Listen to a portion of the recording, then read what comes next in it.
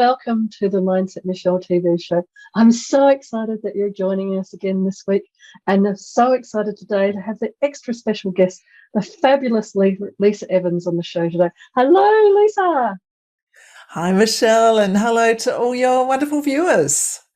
It's so great having you on the show today, Lisa, and I'm so super excited. I've known Lisa for a few years now, and it feels like I've been wanting to have you on the show for absolutely ages, because Lisa is an extraordinary human being, as well as being a fabulous, fabulous coach, mentor, advisor, assistant, you name it. Lisa is Lisa extraordinaire. For those of you that aren't as aware of Lisa, she has a business called Speaking Savvy. She's an executive coach, she's a presentations and a leadership expert, and she has many, many strings to her bow where she supports men, women, speakers, all sorts of people with many of their leadership needs, their mindset needs, as well as speaking and presentation. But I've probably not explained it as well, of course, as you could, Lisa. So please tell everybody, how did you come to have so many strings to your bow and be such a well-rounded and fabulous coach?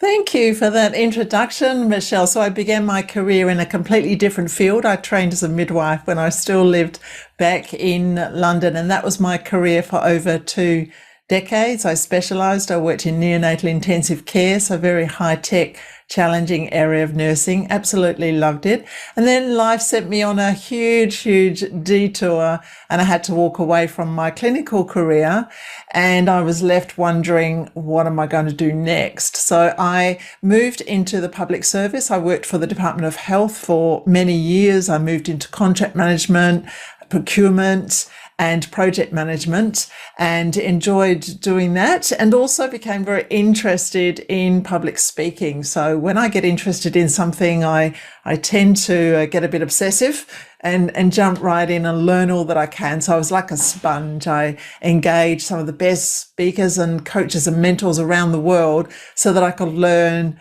as much as possible about public speaking and presentation skills, becoming a certified speaker coach, and then realizing that my superpower is around storytelling. So these days I teach leaders how to tell better business stories.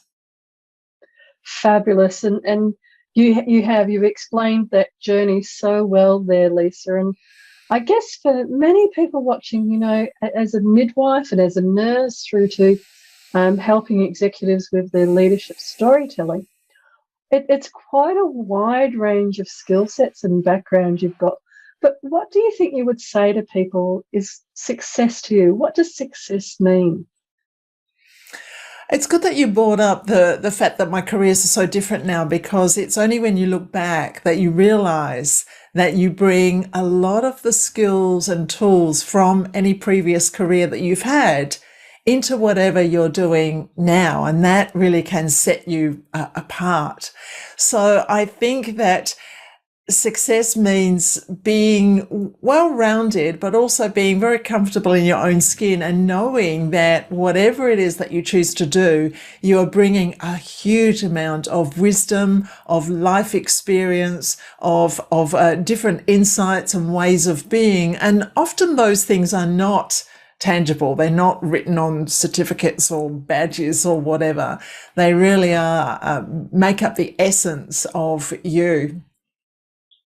So beautifully put. And as I reflect on, you know, the difference between you being there and guiding and coaching somebody giving birth, and guiding and coaching somebody because Lisa also helps out with TEDx in Perth and all sorts of other senior, you know, events and executives, and coaching and guiding them through what can be challenging and difficult life journeys. I think you so beautifully put it that your wealth of expertise in different careers is the sum total of what you then bring in your beautiful way of supporting others to go through their challenges and journeys in life as well. And that's really, really lovely way of putting it. And nicely ties into where we're looking today at, you know, what is it that is it about the stories that we tell ourselves, and especially for women, tell ourselves, that might hold us back from speaking or hold us back from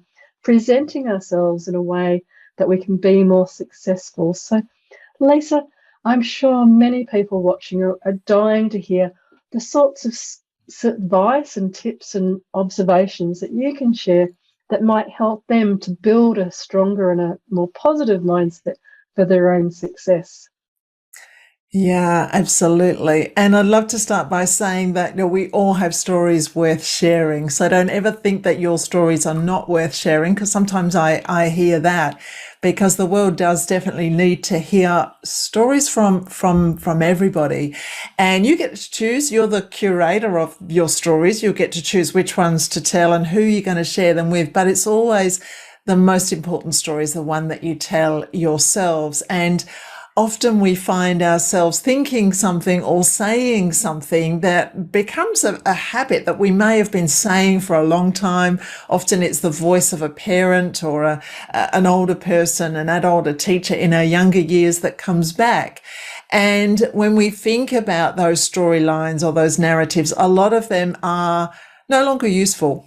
Even if they ever were useful, they are what we call unresourceful beliefs, negative self-beliefs, and unhelpful stories that can really hold us back. And when we realize that's what they are, and we challenge that way of thinking, and we start to flip that way of thinking and be willing to let go of those stories in whatever way works for you. You've got some wonderful tools for helping people to let go of the past. Then we can move forward. We can move forward with the stories that cheer us on, with the stories that set ourselves up to be successful. And I'm not talking about only sharing the wins and the wows. Of course, we do need to share those stories of learning and of losses and of times where we felt challenged and we've overcome certain challenges, or we've done something differently as a result. But I'm talking about those unfounded negative narratives where we just find ourselves in that thought pattern, which usually begins with "I'm not," or "I can't," or "that's not me." And usually they've got no evidence to support them. That's such a great observation and so well put, wonderfully explained about those stories that don't support us, but that we may tell ourselves and come to believe is true when there's actually no evidence about it, but we can keep believing it. And I know one that I have fun with myself is I can't sing, or I can't draw, or I can't this, or I can't that. Yeah. So I actually belong to choirs, and I do drawings every year after I've worked out my goals and visions for the year coming ahead.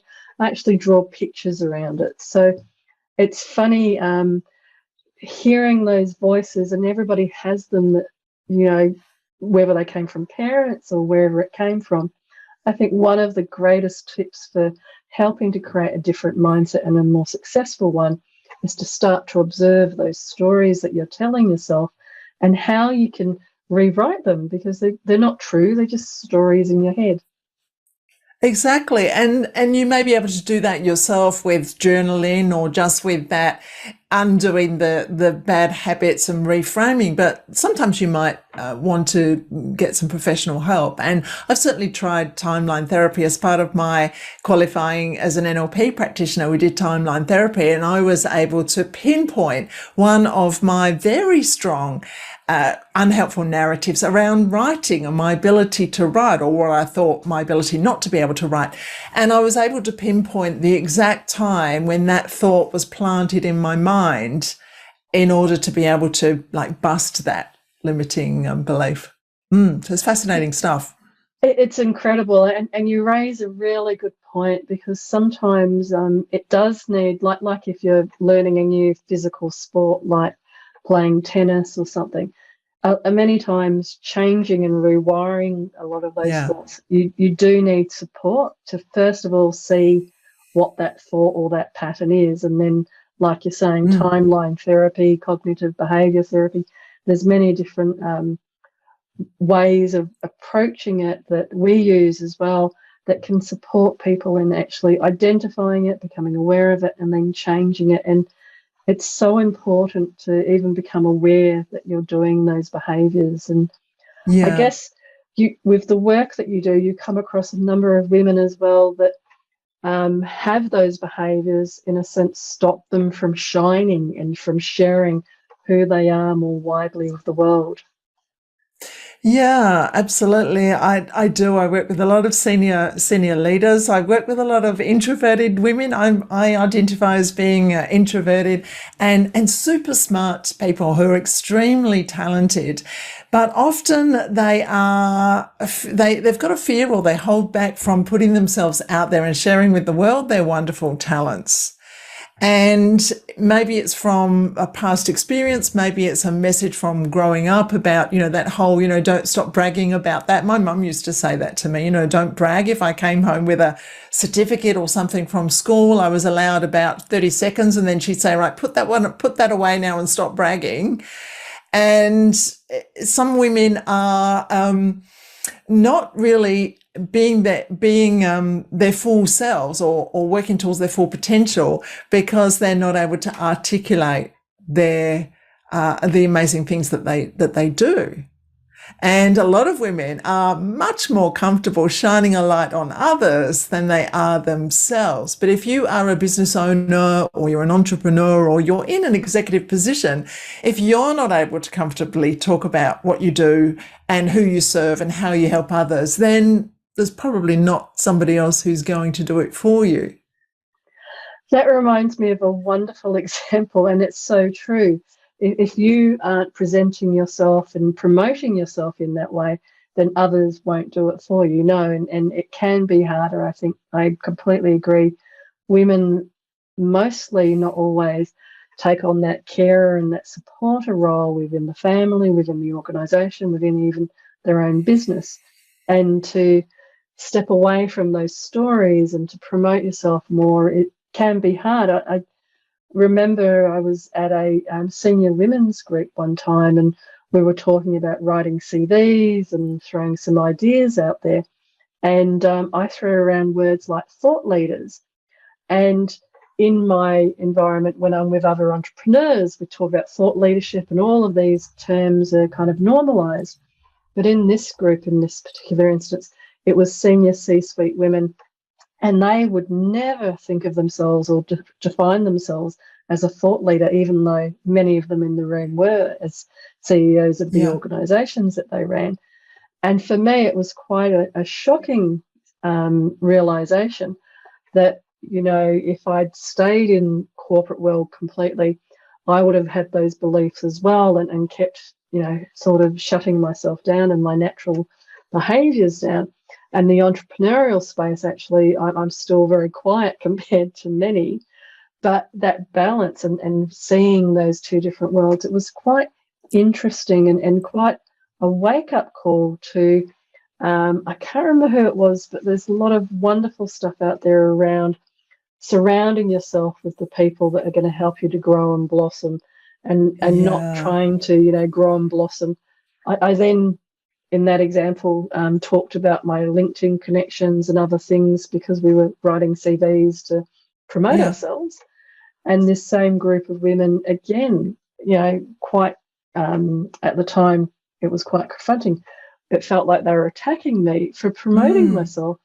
And I realised then that, they didn't realise what they were doing, and they had a bias that they didn't realise that they were trying to place on me. And it did shake me at the time, but I'm sure you have similar experiences where the senior women that you're supporting are going back in an office environment and then finding that their colleagues, male or female, are reacting in a very strange way to, why are you, like your example of your mum, why are you trying to big note yourself when really it's about that personal branding and that personal positioning of, you're a thought leader, you're a leader, you're a whatever, and other people seeing you in that way because you describe yourself in that way, you use that language.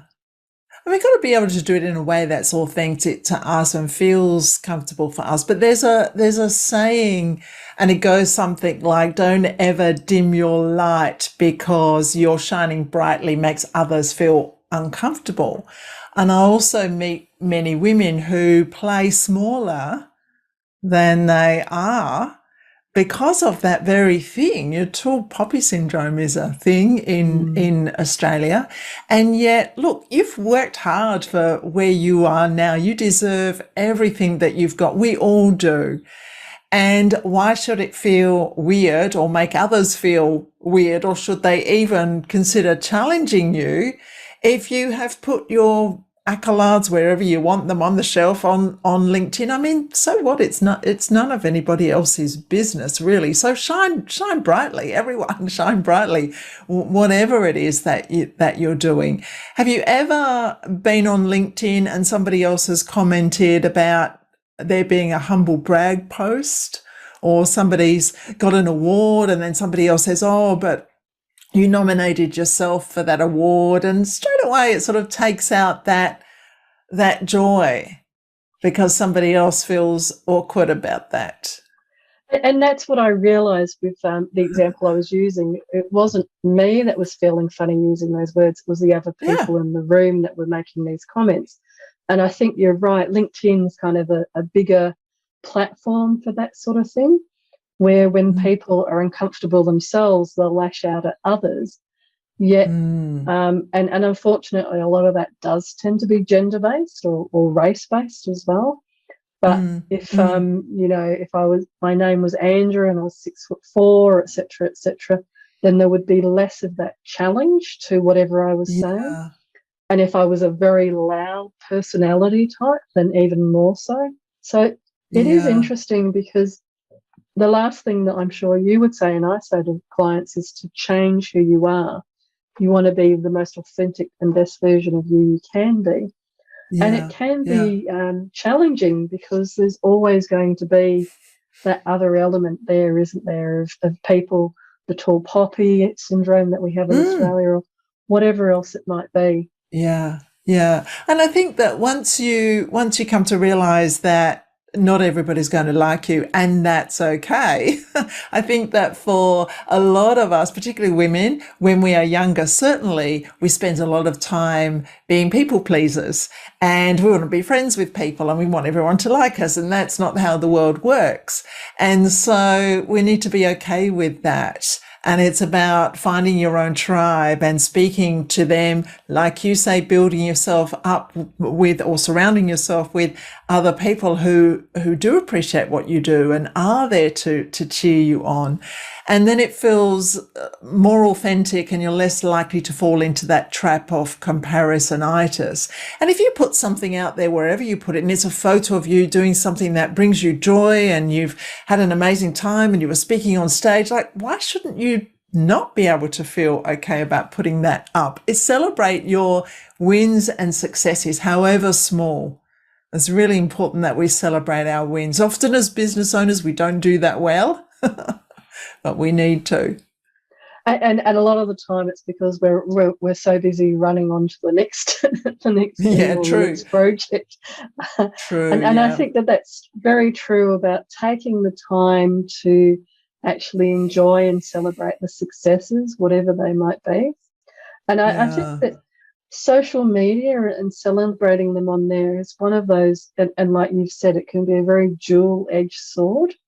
So the fickleness of whether what you're posting and if you're being vulnerable, etc., how it can be supported, and other times that can be kind of attacked, because as soon as you put it in that outward platform, and I'm sure you work with, when doing the storytelling, with people around staying true to their own stories and not getting caught up in other people's thoughts or beliefs or opinions. I remember, it's funny we're talking about groups, because up until I went and studied some entrepreneurial courses, like many people, I might have said, oh yeah, I always wanted to write a book and never done it. And then I was suddenly around a group where everybody wrote books, and it became normalized. And the same with yourself and myself. We're in the Professional Speakers Association. So for many people, they'd rather die than stand up in front of people and speak. But we're in a group where it's, again, normalised to stand up in front of people and speak. So the power of surrounding yourself with people where whatever you want to do, be, or become, Yeah. It normalizes that everybody does it. It is so powerful. Yeah.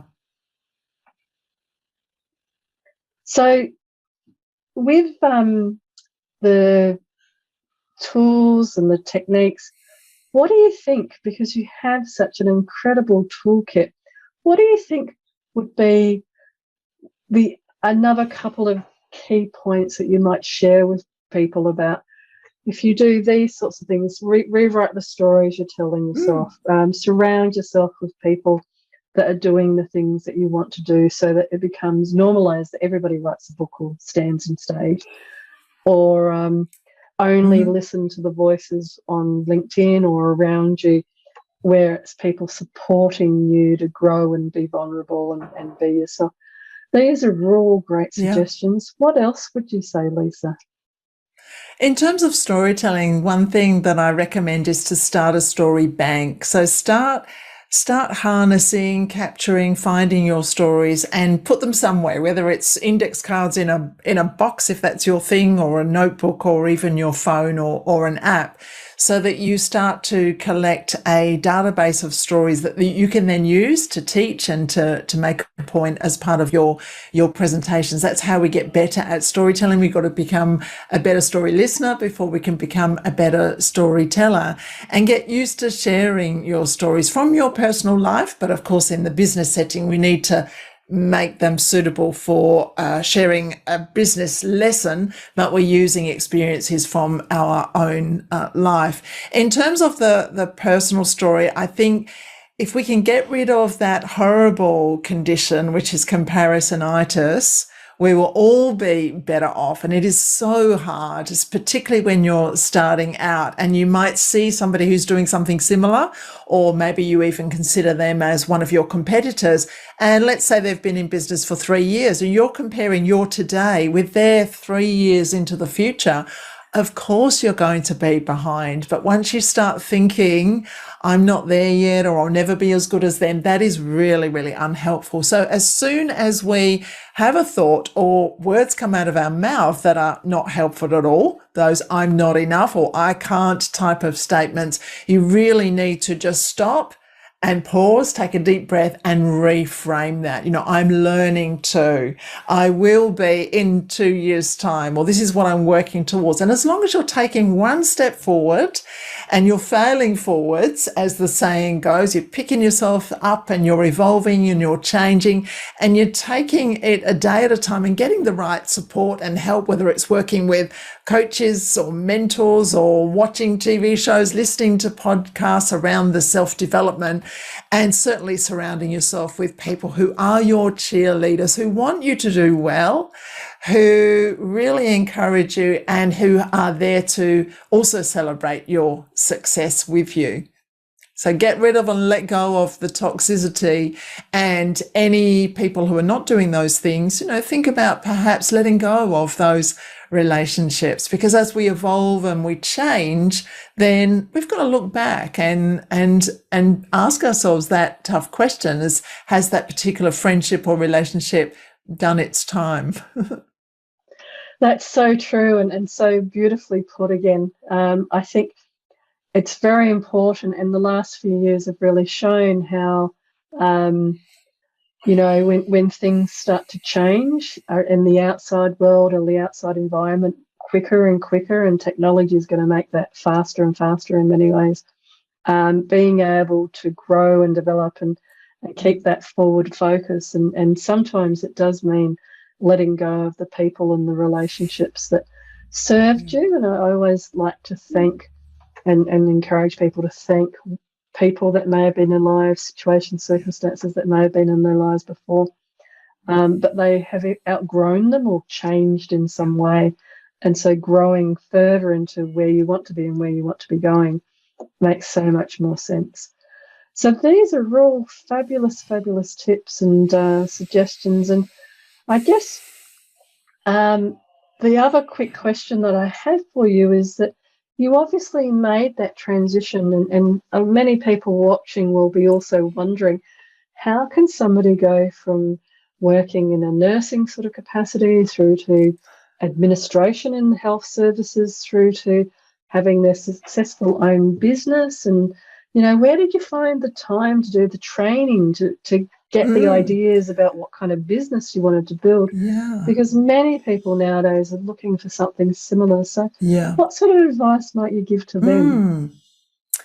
Well, I was very fortunate, as in working for the public service, there was access to flexible working arrangements. So that was a great bonus. And the way I chose to do it was I transitioned slowly. Now, some people around me, the naysayers in particular, said, what on earth are you doing leaving a stable, steady job in the public service at your age? And then others said, you've got to go cold turkey if you're serious about it, and you've got to resign and you've got to start your business. But I ignored both of those sets of advice, and I decided that the best thing for me would be to transition. So I got very good at negotiating. First of all, it was, can I drop to a 9-day fortnight, then a 4-day a week? So I had to get rid of some of the responsibilities, particularly around travel. I was doing a lot of travel. And then I was chosen to go on secondment. And as part of that, because I didn't particularly want to go, I was then able to negotiate a further drop in hours. So as I built my business, I reduced my time in my paid employment, which worked very well for the first sort of 6 to 8 months. Then the business got super busy, which meant I was working 6+ days a week. But I wanted to make sure that it was really what I wanted to do, and that I was going to have a really good crack at it and be successful before I cut ties completely with the public service. And I did that completely in 2017. So I started my business in 2014, then in 2017, went full-time and never looked back, and probably could have done it earlier. So it's whatever works for you. And some people find that they are put into that situation where cold turkey is the only option because they have been let go or they've taken a severance package. But I would say that if you've always had that burning desire to open a bookshop or a cafe or write your memoirs or get on stage, whatever it is, have a go, and believe in yourself and your ability to try new things. Even later in age, I've just started learning to play bridge, and whoa, I'm rewiring parts of my brain that I've not used for decades, I'm sure. But I'm surprising myself because I'm actually able to do it with the right teachers, and I'm learning and I'm enjoying it. So you can absolutely do it. And I really love meeting fellow entrepreneurs who started at 40, 50, 60. I think that they bring so much wealth and life experience in order to be very successful at business. Fabulous, and some really great tips there. And I really appreciate how you shared, it's finding what works for you, and sometimes there's a choice around that and sometimes there isn't. But I'm so grateful that our paths crossed, and that I was for the later part of that journey around as you have kept growing. And Lisa, as well, is being quite humble. She's now on the board for the professional speakers. So she kind of went from learning to speak to being on the board of the Speakers Association. So another great example of where by having that focus and the dedication and working at it, she's been incredibly successful. So if people wanted to get hold of you, Lisa, what would be the best way of following up from today? So I'm very active on LinkedIn. So you'll find me Lisa Evans. There's quite a few. Lisa Evans is a very common name. So Lisa Evans Perth or Lisa Evans Speaker. Probably you will get my profile up if you put the city or at least Australia in there as well. Fabulous. And yes, for people looking for Lisa, she is based in Perth on the west coast of Australia, which is very, very far away from Sydney, where we're based. But also, Lisa, I'm sure, what would be the key insights or the key messages that you might give to yourself as a younger version of you? Be yourself, be comfortable with who you are, and say yes to the opportunities that bring you joy and excitement. Fabulous. And what a wonderful way to end this interview today and the session with the fabulous Lisa. Say yes. And I wholeheartedly agree, Lisa. Whatever age you are, just embracing life and embracing the joy that life can bring saying yes is such a wonderful way to do that. So thank you so very, very much for saying yes to me and being on the show today. Thank you, Michele. It's been a real pleasure having you here. And to everybody watching, it's been amazing again to be able to share in this very special time some incredible insights from the incredible Lisa Evans into how to create a successful mindset. But for now, from my heart to your heart, be great, be fabulous, and be you.